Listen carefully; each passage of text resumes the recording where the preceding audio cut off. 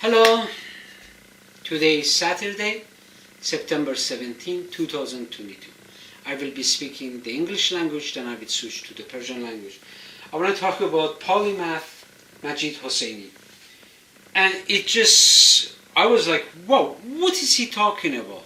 Like, what is he talking about? Okay, he is trying to talk about conflict of interest and nepotism and how Canada is governing itself.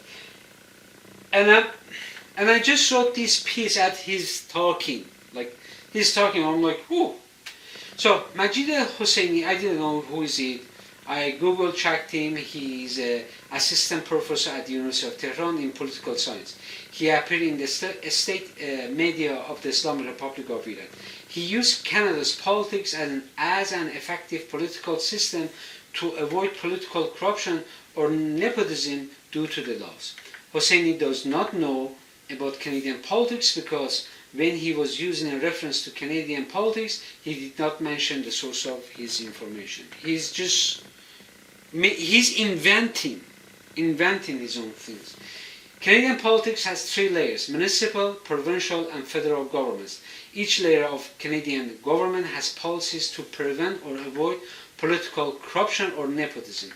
He says, in 1944 AD, a law was passed in a parliament in Canada to prevent nepotism when a politician is in office and post-leaving the office. They are accountable and responsible for their decisions.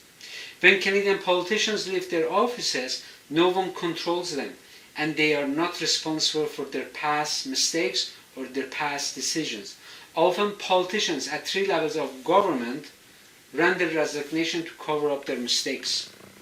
Once again, it is unclear which parliament he's talking about. He says that when a prime minister or president leaves office, I'm like, Canada does not have a president. Canada has a prime minister, okay? He claims the system will confiscate all assets if a politician is elected to office and fails to disclose a conflict of interest. There is no such a law in Canada. Like, I have seen so much conflict of interest. Federal, provincial, and municipal government never happen to confiscate someone's property. After closely examining Polymath Majid Hoseini's comments, he discusses the Federal Accountability Act. So I took an exact quotation. The bill aimed to increase the transparency of government spending and establish clear links between approved expenditure and their outcomes. The bill was passed by the House of Commons on June 22, 2006, by the Senate on November 9, 2006, and was granted royal assent on December 12, 2006. The above act was introduced by the former Prime Minister of Canada, Stephen Harper, Conservative Party, due to his election promise to combat the Liberal Party politicians' conflict of interest. Former Prime Minister of Canada, Paul Martin, and his cabinet ministers had countless conflicts of interest, but they did not lose assets. He says if anyone gives $200 gift, it belongs to government. That's what Husseini says. I'm like, there is no such a thing. There is no such a thing. Never. You could. Canadian politicians are corrupt. I have no idea what he's talking about. When the first Prime Minister of Canada, Sir John Macdonald, elected to the Prime Minister's office, no one was allowed to give any form of a gift to politicians. It was deemed a bribe. He says that politicians cannot hire anyone close to them. It is short-sighted view of him. Canadian politicians always hire friends and family members, such as Premier of Ontario Doug Ford, who employs his nephew for multiculturalism. This is just one example. It's so gibberish. He's so gibberish. He claims that the ministers leaving their cabinet positions are not allowed to enter the private enterprise. How people are supposed to eat? Like, he said they're not allowed. Like, they're not allowed to work. I'm like, okay, I'm gonna give an example. But just think about it, what you're saying. How people are allowed to make a living?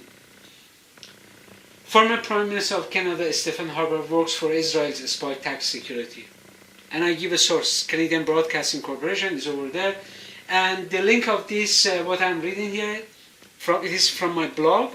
It's going to be in a video clip of the description of this video clip, so you could click on and see, is Payman saying the truth? Like, he says politicians are not allowed to use their knowledge to do business. It does not apply to politicians. It applies to all sectors. It thinks as a breach of trust and confidentiality. Martha Stewart to present due to inside training. Okay? Really, politicians are not allowed to say certain words, and they don't do it. I remember Paul Martin was Minister of Finance at the federal level. He said one word, just one word, Canadian currency worth more than the US currency for a brief time. And that was the time they said, like, watch out what you are saying. Because Canada tried to keep its dollar at 70 exchange rate with the US currency. So we have tourism in Canada. The US people are coming to Canada. He says government employees are not allowed to work in private sector. It is false. Government employees can work in private and public sectors. Like in Canada, I know so many people who are working for government and they're working in public sectors. There is no problem. You're not just going to disclose information. Do they do it? Maybe they do it. Maybe they do inside trading. Maybe they breach confidentiality and trust. I don't know. Okay? But it is gibberish what he's saying. And he begins to talk about Canada's lobby system, and he is making the same gibberish. Okay? Canadian lobby system has lots of conflict of interest, has nepotism. It is all there. Okay? I don't know who Majid Hoseini is. I just saw him on YouTube. People are talking about it. And it's talking about his accountability. And I'm like, whoa! This guy doesn't know what he's talking about. And Iranians are mesmerized by him. Stop it. Iranians, stop it. Okay, so I will be speaking the Persian language. سپاسگزارم از اینکه تو اینجا آمدید داریم صحبت میکنیم در رابطه با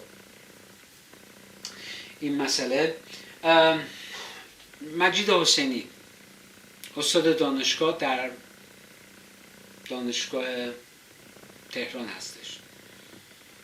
میاد صحبت میکنه در رابطه با اینکه کانادا در سال 1944 میلادی در مجلس به تصویب رسوندن که جلوی اینکه مثلا نپوتیزم یا اینکه مثلا کانفلیکت آف اینترست رو بگیره. مثلا یه دقیقه صبر کن، کانادا یه دونه مجلس نداره. این اصلا این میگه علوم سیاسی، پی اچ دی در علوم سیاسی دارم. مثلا هاج و واج موندم. اگه تو واقعا پی اچ دی در علوم سیاسی داری، یه پژوهش درستی انجام میدی. کانادا 3 تا دولت داره: شهرداری، استانداری و دولت مرکزی. همه شهرداری رو لوکال کانسل میگن، مال استانداری رو پارلمنت میگن، مال دولت مرکزی که خب یه دونه پارلمنت داره. حالا تو کدومشون میگی از اینا؟ بعد 1944 میلادی خیلی وقت پیشه.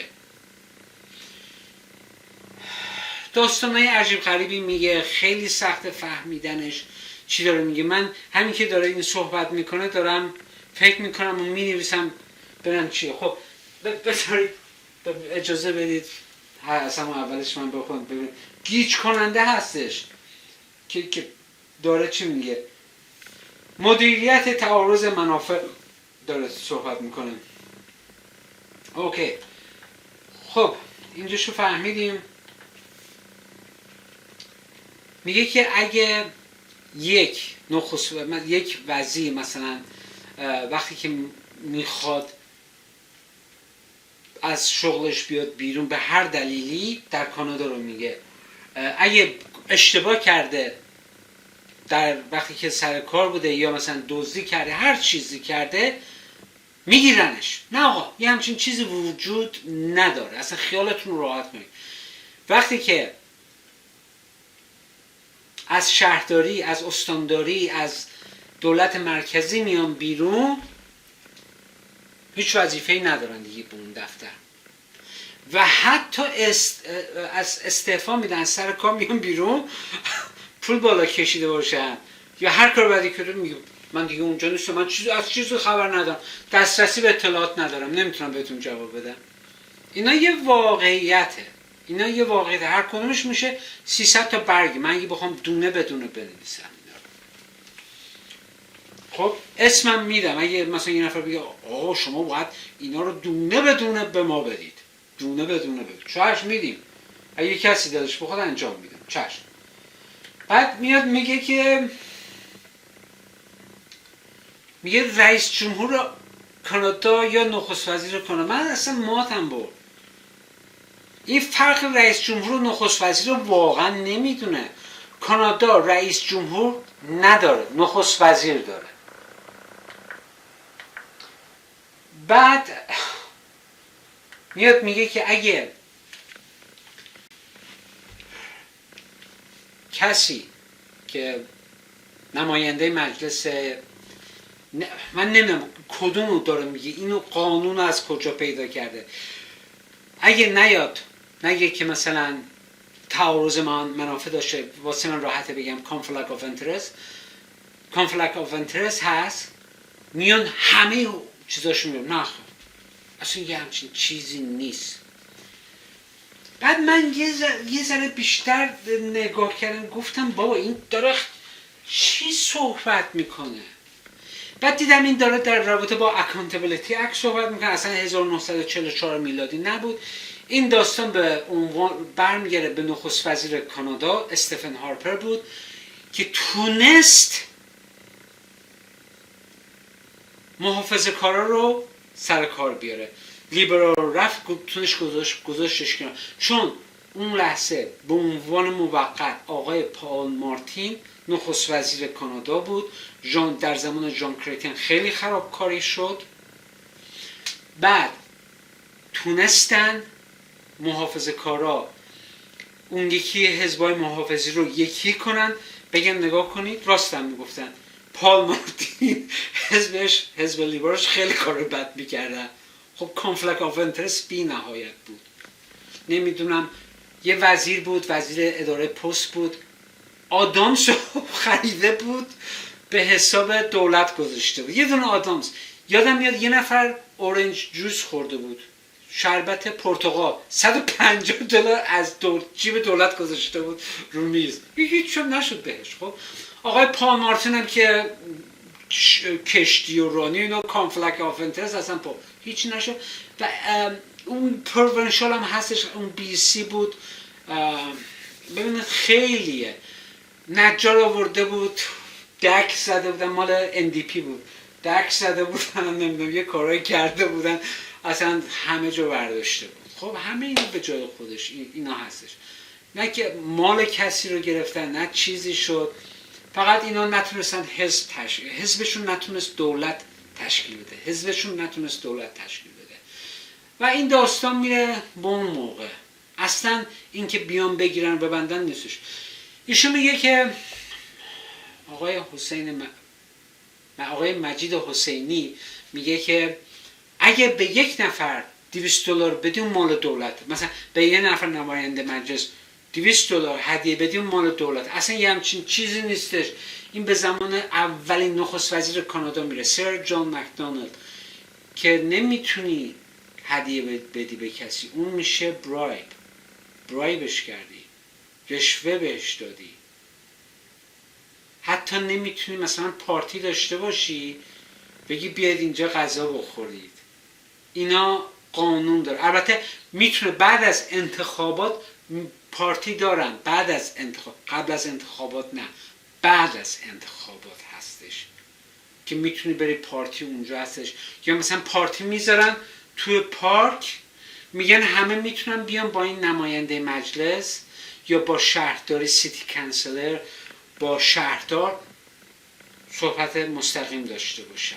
همه میتونن بیان اونجا، اصلا برو اونجا اعلام میکنن کدوم روزه. من خودم رفتم، برو اونجا یه هات دوگی بخوری، نوشابه بخور، اگه خواستی با اون شخص صحبت کن، اگه نخواستی صحبت نکن، ولی اون شخص میاد باهات دست میده، خیلی مؤدب.